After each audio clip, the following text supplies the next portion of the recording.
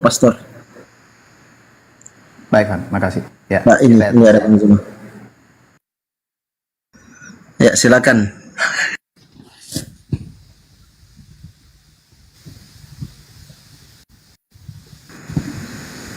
Silakan, Pak Pastor, di open kameranya. Pak Pastor. Pak Pastor monitor. Belum dibuka mute-nya Pak Pastor itu. Kencang juga ya reportnya dari bawah ya. Baru bangkit akunku itu, akun utama langsung teler lagi. Oke, Nggak apa-apa. sudah ya. Risiko perjuangan.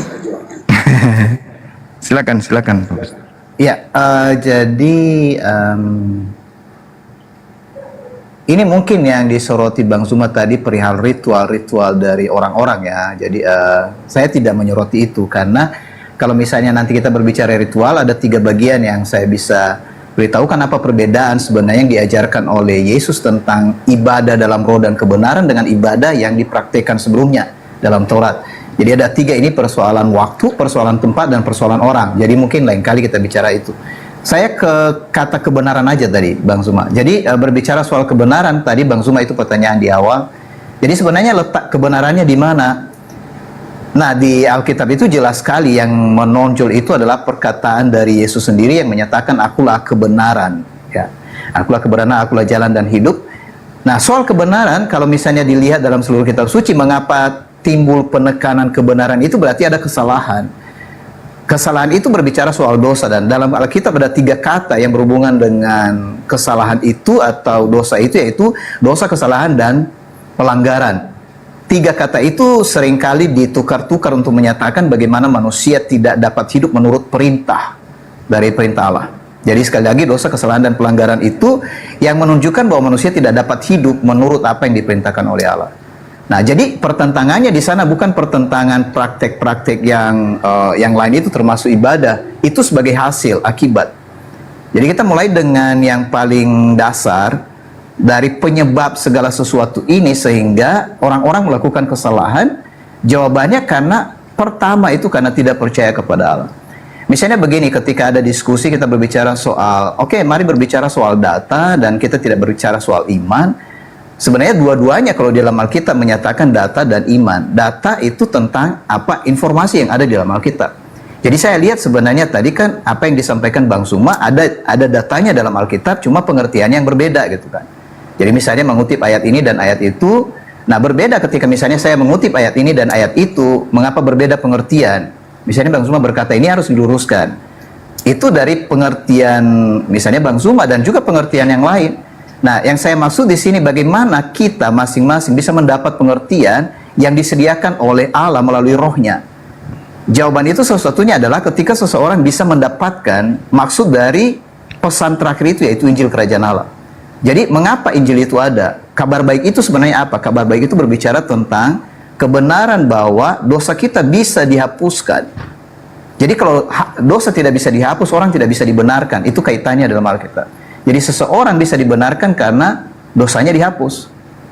Nah, itu aja dulu untuk mungkin karena waktu kita udah sampai di sini, jadi makasih banyak Bang Zuma karena ini komunikasi ini udah oke, salut, baru ketemu Bang Zuma tapi ada banyak hal yang sudah disampaikan. Jadi Kasih waktu saya 5 menit lah Pak, sama Pastor 5 menit sama saya boleh dong. Sesudah Bang Zuma 5 menit doang sama gua. Saya ikuti host aja gitu. Boleh ya host, sesudah Bang Zuma aku 5 menit ya. Iya, kalau Pak Pastor sih nggak keberatan silakan. Oke, silakan Bang Zuma lanjut. Iya, yang Pak Pendeta kutip itu Yohanes 14 nomor 6, akulah jalan, akulah kebenaran, akulah hidup. Tapi tidak sampai situ. Tidak ada yang sampai kepada Bapa kalau tidak melalui aku. Ini harus menjadi catatan penting. Kalau Pak Pastor mengatakan ayat dalilnya sama, Bang Zuma bacakan, Bang Zuma kasih pengertian, Pak Pastor juga kasih pengertian ini berbeda. Akulah jalan. Jalan di sini metode. Jalan itu cara. Caranya kemudian menuju kepada Elohim itu seperti apa? Yesus ajarkan. Jangan membunuh. Jangan ini, jangan itu, jangan ini, jangan itu. Jangan membunuh berarti nggak boleh bunuh Yesus. Dan di situ Kristen udah kalah di situ. Maksudnya kalah dalam arti kata konsep keagamaan Kristen justru dibangun atas pembunuhan. Akulah jalan, akulah cara, akulah metode yang harus orang-orang lakoni untuk sampai kepada Bapa. Itu pertama. Yang kedua, akulah kebenaran. Kalau Yesus adalah kebenaran, maka semua unsur firman atau sabda yang Yesus sampaikan ke tengah-tengah Bani Israel, itu yang harus menjadi acuan. Karena Yesus adalah kebenaran, maka ucapan Yesus yang harus menjadi titik tumpu sebuah keimanan, bukan oknum lain. Dan yang ketiga, akulah hidup. Apa hidup itu? Menurut Yesus, orang yang menjadikan metode yang diajarkan Yesus, orang yang mempraktikkan kebenaran yang Yesus sampaikan, akan mendapatkan hidup yang kekal. Makanya Yesus mengatakan, Yohanes 12 nomor 49 tadi, Aku tidak berkata-kata dari diriku sendiri. Apa yang aku katakan, apa yang aku sampaikan adalah apa yang diperintahkan untuk aku katakan, aku sampaikan. Dan aku tahu bahwa firman-Nya itu adalah hidup yang kekal. Makanya aku menyampaikan sesuai apa yang Bapa perintahkan untuk aku sampaikan. Aku melakukan segala perintah yang disampaikan kepadaku. Oleh karena itulah kalau dikatakan bahwa dia adalah hidup kekal, berarti hidup kekal itu adalah firman. Coba baca Yohanes 12 nomor 50. Aku tahu bahwa firman-Nya itu adalah hidup yang kekal. Oh, berarti perintah Tuhan, Bapa Elohim yang menjadi hidup yang kekal. Siapa yang melaksanakan firman Elohim, maka dia akan mendapatkan hidup yang kekal. Di mana firman Elohim itu? Ya, perjanjian lama. Berarti harus melakukan firman Elohim. Berarti harus melakukan hukum Taurat. Karena firman Elohim itu hanya ada di perjanjian lama. Tak ada firman Elohim di dalam perjanjian baru, tak ada. Dan aku tahu bahwa firman-Nya itu adalah hidup yang kekal. Coba Yohanes 12:50. Hebat kali Yesus itu. Berarti kalau firman Elohim itu adalah hidup yang kekal, maka benarlah kata Yesus dalam Yohanes 17 nomor 3. Hidup kekal itu adalah mereka mengenal Engkau satu-satunya Tuhan yang benar, dan mengenal Yesus Kristus yang Engkau utus. Berarti Yesus mau dikenal sebagai utusan. Dalam Yohanes 17 nomor 3 itu ada dua yang harus dikenal.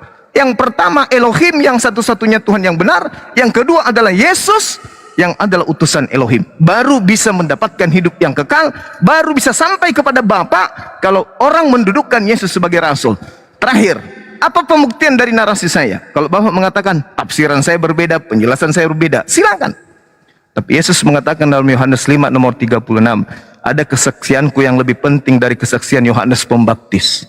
Kira-kira ilmunya Yohanes Pembaptis dibandingkan ilmunya pastor, pendeta, dan seterusnya itu tinggi mana? Lebih tinggi Yohanes Pembaptis. Karena di dalam Matius 21 nomor 31 dikatakan oleh Yesus, pemungut cukai dan pesundal lebih dulu masuk ke dalam kerajaan surga, sebab mereka mendengarkan apa yang Yohanes perintahkan dibandingkan kamu. Kamu mendengarkan apa yang diperintahkan Yohanes, tapi kamu tidak mengikuti. Yohanes Pembaptis, bukan Yohanes penulis Bible. Artinya bahwa Yohanes perkataannya membuat orang masuk ke dalam surga, baik itu pemungut cukai, rentenir, maupun pelacur, pesundal. Berarti Yohanes ini bukan orang biasa, tetapi Yesus jauh lebih hebat. Apa kata Yesus? Ada kesaksianku yang lebih hebat, yang lebih penting dari kesaksian Yohanes Pembaptis, bahwa segala pekerjaan yang aku lakukan, mujizat, tanda-tanda, kekuatan, pekerjaan itulah yang aku lakukan sekarang, dan pekerjaan itu yang bersaksi tentang aku, bahwa Bapa yang telah mengutus aku. Berarti Yesus mempersaksikan dirinya sebagai utusan Tuhan. Kalau di Islam disebut Rasulullah. Yesus mempersaksikan dirinya sebagai Rasulullah. Kristen mempersaksikan Yesus adalah Allah itu sendiri, Bapa itu sendiri. Maka siapa yang salah di sini? Yesus atau gereja atau Kristen? Yesus mempersaksikan dirinya sebagai utusan. Tak ada kesaksian yang lebih tinggi dari itu. Yohanes Pembaptis kalah, hanyut dia. Yesus mengatakan, ada kesaksianku yang lebih penting dari kesaksian Yohanes Pembaptis, bahwa segala pekerjaan yang aku lakukan, pekerjaan itu yang aku lakukan sekarang, dan pekerjaan itu yang bersaksi bahwa Bapa yang telah mengutus aku. Berarti Yesus bersaksi dirinya sebagai utusan Tuhan. Pekerjaan, mujizat, tanda-tanda, kekuatan itu bersaksi bahwa Yesus itu juga adalah utusan Tuhan.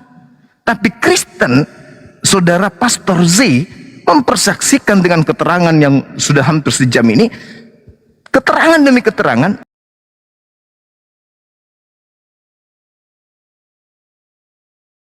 cakupan dari kesaksian iman bahwa Yesus itu adalah Tuhan itu sendiri. Berarti kesaksian Yesus bertentangan dengan kesaksian orang-orang Kristen. Demikian dari saya. Baik, jadi Bang Zuma, terima kasih dan teman-teman semua yang bisa ngikuti ini. Jadi seperti tadi yang saya katakan, kita berbicara misalnya Yohanes pasal 16, pasal 14 ayat 6. Jadi Yesus berkata, akulah kebenaran, akulah jalan, akulah hidup. Dalam Alkitab keseluruhannya, kalau kita melihat tentang kebenaran itu apa, kemudian jalan itu apa, kemudian hidup itu apa. Jadi kalau dikatakan akulah kebenaran, berarti kan sumber kebenaran itu sumbernya dari mana gitu. Karena Yesus berasal dari Sang Bapa.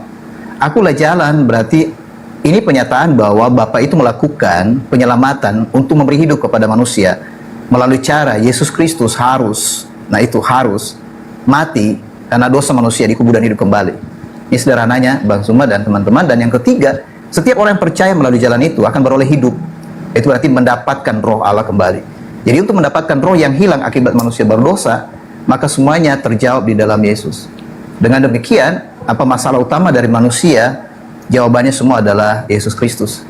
Nah, itu penjelasan saya sederhana. Makasih, kembali. Oke, gimana Bang Handi? Bang ini masih bisa saya tanggapi? Lanjut dulu Bang Zuma, lanjut. Ya, inilah pengertian yang kita lihat dari aspek Bang Zuma dan aspek Pak Pastor itu. Kira-kira yang mana pendekatan penjelasan itu sesuai dengan apa yang Yesus ajarkan? Akulah jalan. Lari-larinya Pak Pastor bahwa Yesus itu adalah Tuhan. Tidak mungkin.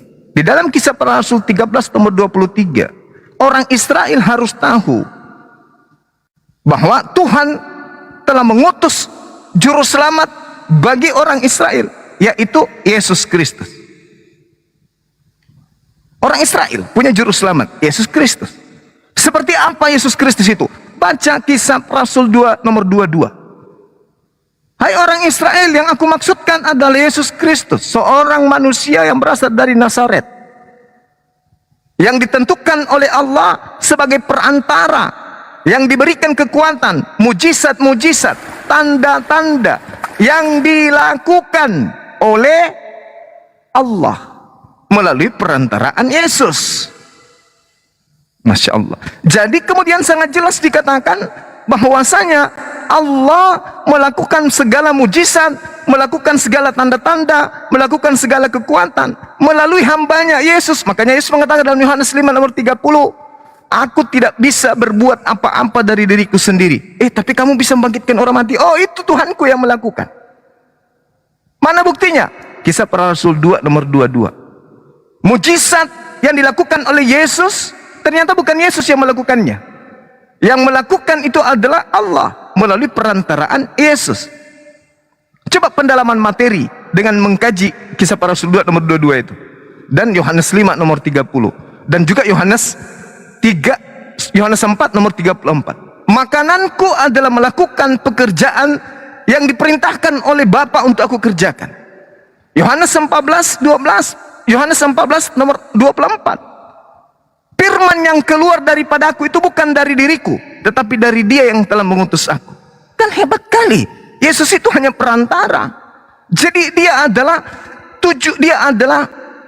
jalan menuju kepada Elohim. Jalan apa yang disampaikan oleh Yesus? Yohanes 14:12. Barang siapa yang percaya kepadaku, dia akan melakukan pekerjaan yang aku lakukan. Barang siapa yang melakukan pekerjaan Yesus, berarti dia mengikuti jalan.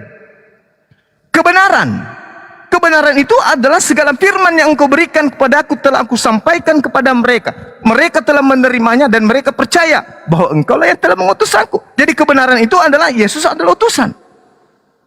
Hidup. Yohanes 17 nomor 3. Hidup kekal itu adalah mereka mengenal Engkau satu-satunya Tuhan yang benar, mengenal Aku sebagai utusan. Jadi jalan, Yesus adalah utusan. Kebenaran, Yesus adalah utusan. Hidup kekal, Yesus adalah utusan. Baru bisa sampai kepada Bapa. Kalau Yesus tidak dianggap utusan, tidak ada keselamatan. Percaya saja. Kalau ada orang menyembah Yesus, berarti dia tidak mengikuti jalan Yesus. Kalau ada yang menyembah Yesus, berarti dia tidak mengakui kebenaran Yesus. Kalau ada yang menyembah Yesus, berarti dia tidak akan memperoleh hidup yang kekal. Makanya apa buktinya? Matius 7 nomor 15 sampai nomor 23. Orang yang menyembah Yesus diusir. Enyahlah daripada Aku kalian pembuat kejahatan. Aku tidak mengenal kalian. Itu fakta. Nah, tapi penjelasan Pak Pastor beda. Jauh dari kerangka ajaran Yesus. Jauh. Sekira begitu. Ya, mungkin baiknya Saya kita bisa respon Bang Zuma dan Oh, boleh.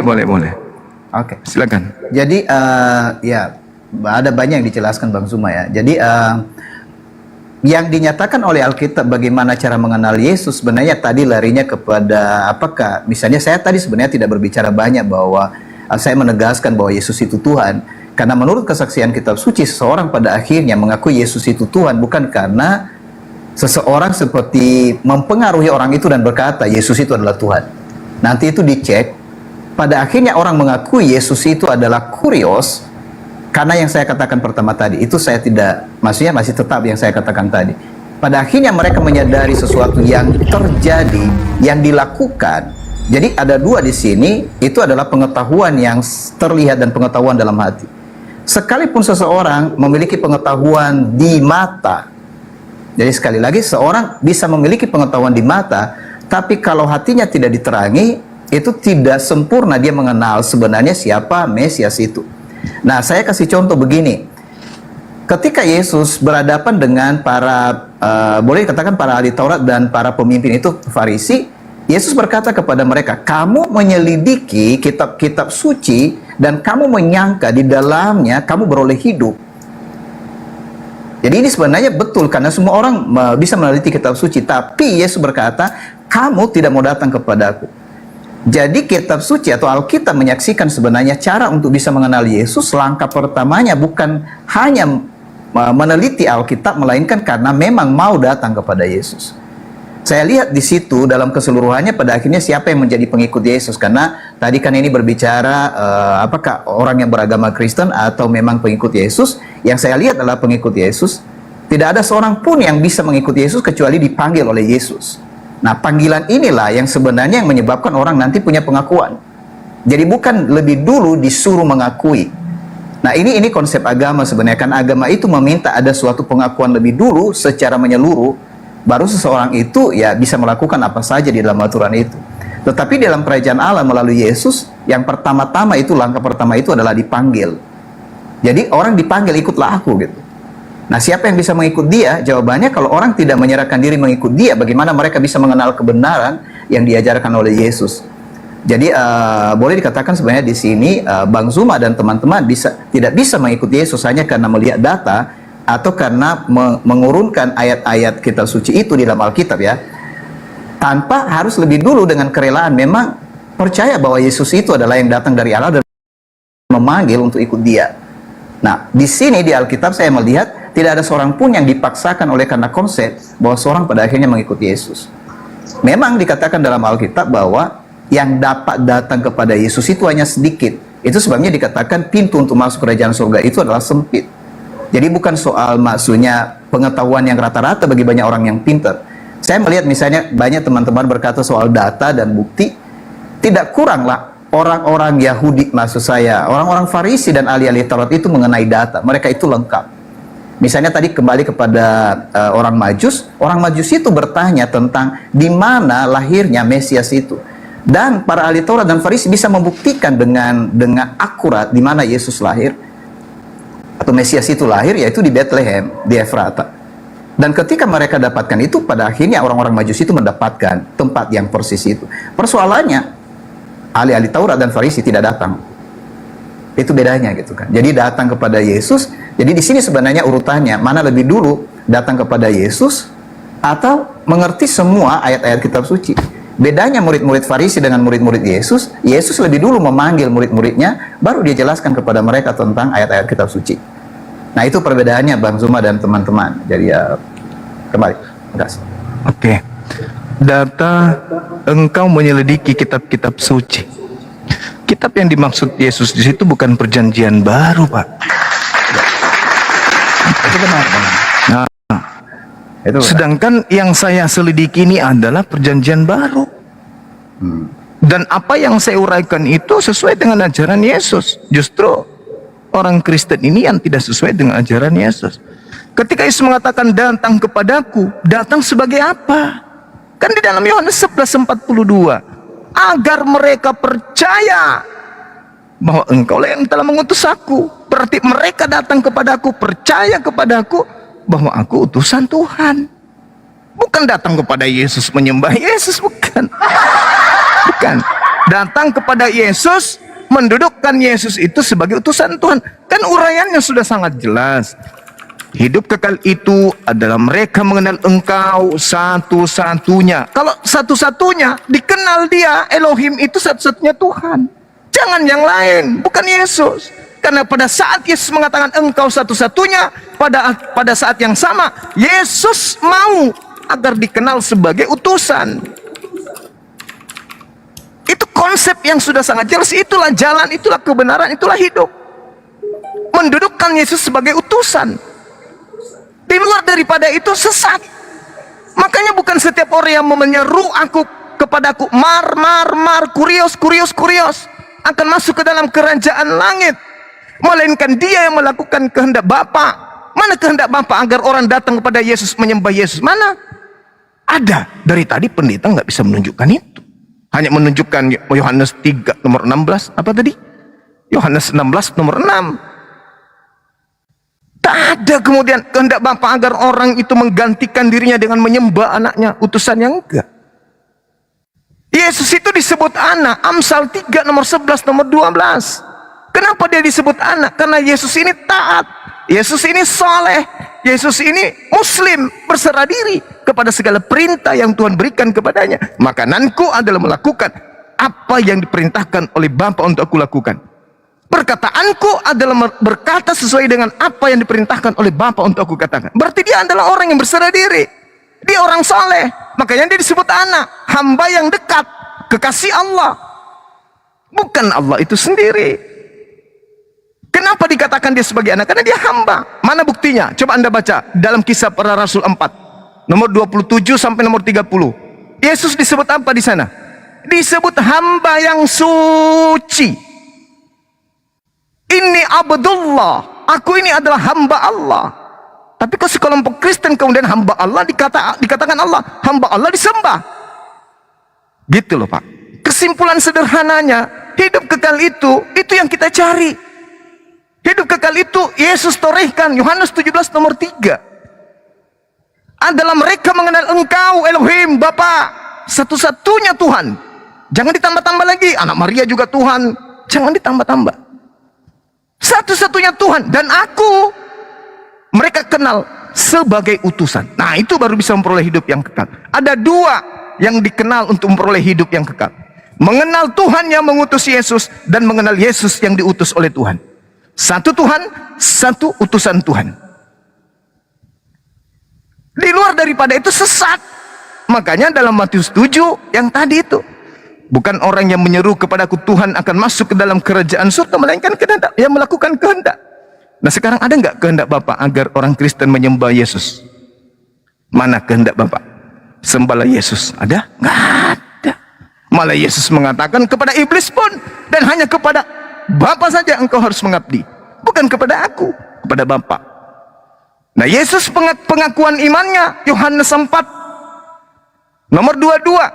Aku menyembah apa yang aku kenal. Kalian menyembah apa yang kalian tidak kenal. Kurang apa lagi? Makanya Yesus mengatakan, "Ma qultu lahum illa ma amartani bi ani abudullah rabbi wa rabbakum." Sembahlah Allah, Tuhanku dan Tuhanmu. Yohanes 4 nomor 22. Jadi Kristen ini membuat karikatur sendiri lalu menyembah kepada anak orang. Anak orang sudah mengatakan, enyahlah daripadaku, kalian semua pembuat kejahatan. Tidak ngeh, tidak sadar. Makanya muncul pertanyaan, Pak Pastor, roh apa yang merasuki kalian sampai senaif itu menyembah anak orang? Sedangkan anak orang ini memerintahkan menyembah kepada dia satu-satunya Tuhan yang benar. Itu loh, sesederhana itu loh Pak. Ya tapi ada yang disebut keras kepala. Silakan Pak Pastor, saya hormat sama Anda, silakan. Ya, baik, makasih Bang Bima. Jadi saya sebenarnya tidak tertarik dengan misalnya perbedaan kelompok, mengapa mereka lakukan ini dan lakukan itu, karena ya Bang Zuma banyak menjelaskan banyak komentar tentang itu, dan mengapa saya lebih memilih diam di situ karena saya berpikir di fokus dari apa yang hendak kita dapatkan di sini tadi tentang, karena kalau topiknya tadi adalah apakah Yesus itu hamba Tuhan. Jadi jawaban saya di sini, disinilah letak kedua dari pernyataan Alkitab tentang Mesias itu, di mana Yesus itu memang dia hamba, karena seperti di dalam Yohanes pasal 13 ayat 13 dikatakan bahwa jika aku adalah Tuhan dan Guru dan perkataanmu itu benar, dan aku adalah yang maksudnya Tuhan, yang kurios itu, yang tertinggi, ada di tengah-tengah kamu, berlaku sebagai seorang hamba gitu. Jadi praktek menjadi seorang hamba itu sebenarnya perwujudan dari pernyataan Mesias yang dijanjikan, yang tidak bisa dilihat oleh banyak peneliti kitab suci, bahwa memang dua-dua itu harus terjadi dalam diri Mesias itu. Yang pertama dia harus menjadi manusia, dan yang kedua dia datang nanti di dalam kemuliaan yang besar. Kebanyakan orang lebih setuju menerima bahwa jika dia datang dalam kemuliaan yang besar, jadi mereka tidak suka menerima dia dalam dalam kehilangan yang tidak ada mulia tadi, seperti mengosongkan diri dan seterusnya. Jadi itu wajar saja, karena memang ada ekspektasi dari setiap orang tentang ya misalnya tentang Yesus Kristus, atau tentang Mesias, atau tentang pahlawan. Jadi boleh dikatakan juga murid-murid di awal sebenarnya mereka belum tahu kebenaran dengan jelas, sampai mereka di dalam mengikut Yesus selama 3,5 tahun itu diajar terus, disampaikan terus kebenaran, bahkan sampai Yesus bangkit dari antara orang mati pun mereka tidak mengerti dan tidak menangkap sebenarnya pesan Yesus itu seperti apa. Jadi kalau misalnya kita sekarang pun sehebat apapun di antara kita, apalagi kita tidak langsung bersama-sama dengan Yesus, kecuali oleh pertolongan Roh, maka kita bisa mengerti kebenaran itu. Nah, di sana letaknya, makanya saya tidak bisa memisahkan antara memang ada data, tetapi data itu harus disingkapkan oleh Roh. Dan soal kebenaran tadi harus jujur bahwa tidak mungkin orang langsung mengenal kebenaran di awal sebelum dia mengikuti Yesus.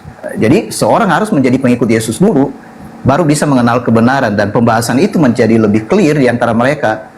Karena memang kebenaran itu terbuka, bukan karena mereka menjadi anggota ya dalam tanda kutip seperti keagamaan, tapi memang dipanggil dalam tugas khusus itu. Jadi itu kembali kepada topik, mudah-mudahan itu menolong teman-teman. Jadi makasih penjelasan Bang Juma dengan pandangan-pandangan yang disampaikan. Yang saya lihat di sana bahwa memang kedua hal ini, apakah Yesus itu memang hamba dan memang dia adalah Tuhan. Jadi kalau misalnya dia hamba Tuhan, maksudnya hamba Sang Bapa itu, memang dia menaklukkan diri dalam seluruh hukum dari Sang Bapa. Makanya memang betul tadi yang dilakukan, aku datang untuk melakukan dan menyelesaikan, bukan hanya melakukan sebenarnya. Jadi dia datang melakukan dan menyelesaikan, dan itu clear dalam perjalanan dan pekerjaan yang dilakukan oleh Yesus itu sendiri. Sekian dari saya. Ya, silakan Bang Zuma kalau mau sekaligus closing statement. Sedikit lagi ya, terkait dengan ungkapan-ungkapan yang Pak Pastor sampaikan, harus menjadi apa dulu baru bisa tahu. Saya rasa itu akal-akalan aja. Terkait dengan kedatangan Yesus yang kedua, Pak, Yesus sendiri yang mengatakan, Yohanes 12:48, barang siapa yang menolak aku, nah tuh, sudah ada tanda-tandanya, Pak. Barang siapa yang menolak aku, dia tidak menerima firman yang pernah aku sampaikan kepada mereka. Jelas itu. Barang siapa yang menolak aku, dia tidak menerima perkataanku, dan firman yang telah aku katakan itu, itulah yang akan menjadi hakimnya di akhir zaman. Bahaya itu, bahaya. Coba, barang siapa yang menolak aku, dia tidak menerima firmanku. Dan firman yang aku sampaikan itu kepadamu, itulah yang kelak akan menjadi hakimnya di akhir zaman. Nah sekarang mana firman Yesus, sembahlah aku, ibadahlah hari Minggu, janganlah bersunat, janganlah bersunat, makanlah babi. Mana firman itu? Barang siapa yang menolak aku, dia tidak menerima firmanku, dan firman yang aku katakan itu kepada mereka, firman itu kelak akan menjadi hakim di akhir zaman. Lalu mau diartikan apa lagi? Kecuali dengan akal-akalan. Oh tidak begitu Bang Suma. Lalu apa? Menolak itu artinya tidak menerima firman. Firman Yesus, dia mau dipercaya sebagai utusan Tuhan. Yohanes 11 nomor 42. Aku tahu bahwa semua orang yang mengelilingi aku di sini, aku telah mengatakannya kepada mereka, agar supaya mereka percaya bahwa engkaulah yang telah mengutus aku. Aku mengatakannya agar mereka percaya bahwa aku adalah utusanmu. Siapa yang bisa membantah itu? Kesaksian Yesus, umat Islam lebih percaya daripada kesaksian Bapak Pastor, mohon maaf. Kesaksian Yesus, umat Islam lebih percaya daripada kesaksian-kesaksian orang-orang Kristen. Kesaksian orang Kristen tak ada dasarnya, tak ada pijakan datanya, tidak ada pijakan perkataan Yesus. Contoh Pak nih, kita ke gereja ngintip orang Kristen, apa yang mereka lakukan? Mempertuhankan anak Maria, menyembah anak Maria. Sekarang mana kesaksian Yesus tentang itu? Ada. Kita lihat meja makannya orang Kristen, ada anjing, ada kodok, ada semua, ada babi. Mana kesaksian Yesus tentang itu? Ada? Tak ada.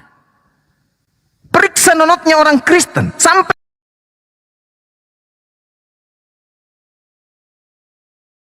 itu ada? Tak ada. Jadi harapan kosong, angan-angan kosong yang Bapak katakan harus masuk dulu menjadi Kristen baru percaya. Oh, itu jebakan Batman. Batman-nya pun tidak lulus jadi Batman. Tidak bisa. Karena pola yang akan menjadi penghakiman Yesus nanti adalah segala firman yang telah ia sampaikan. Nah, cakupannya di mana, Pak?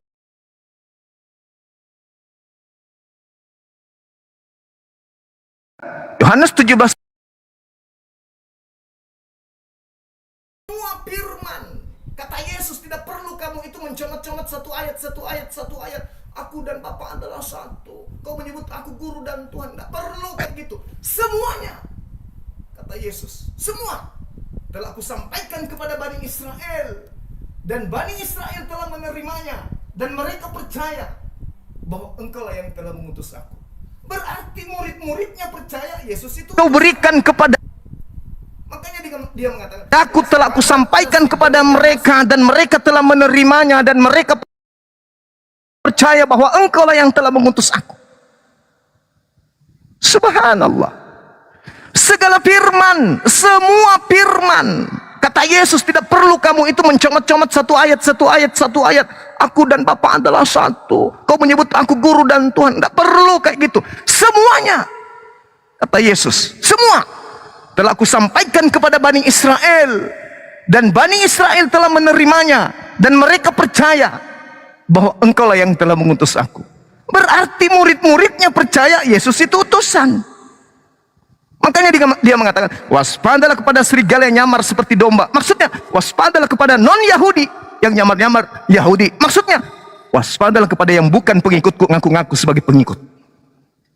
Itu loh maksudnya. Jadi, mohon maaf bukan saya menggurui, tapi dasar ketika saya berbicara itu adalah Al-Quranul Karim, dan juga adalah Bible itu sendiri. Ma qultu lahum illa ma amartani bi. Qala subhanaka ma yakunu li an aqula ma laysa li bihaqq. Seorang nabi, seorang rasul berkata, aku tidak berkata-kata dari diriku sendiri. Apa yang aku katakan adalah apa yang kamu perintahkan untuk aku katakan dan aku sampaikan. Dan perkataanmu itu adalah hidup yang kekal. Makanya Nabi Isa mengatakan dalam Al-Quran, fattakullah wa atiun. Bertakwalah kepada Allah dan taatlah kepadaku. Itulah Pak. Di dalam Yohanes 10 nomor 27, aku mengenal pengikutku. Pengikutku mendengarkan aku, dan pengikutku mengikuti aku. Siapa yang Bapak Pastor ikuti dengan menyembah Yesus? Siapa Pak Pastor ikuti dengan ibadah hari Minggu? Siapa yang Bapak ikuti dengan tidak sunat? Siapa yang Bapak ikuti dengan makan babi? Siapa? Bahaya itu, bahaya. Saya kira kita cukupkan aja. sampai di sini karena tadi saudara saya pastor yang memulai, maka saya yang mengakhiri. Saya kira mungkin mau closing, silakan. Setelah itu saya juga closing. Silakan Bang. Syukron Bang Zul. Nggak apa-apa Bang Zuma, saya oke. Jadi saya maksudnya baru ketemu malam ini, jadi saya kadang berpikir Bang Zuma itu pendetanya,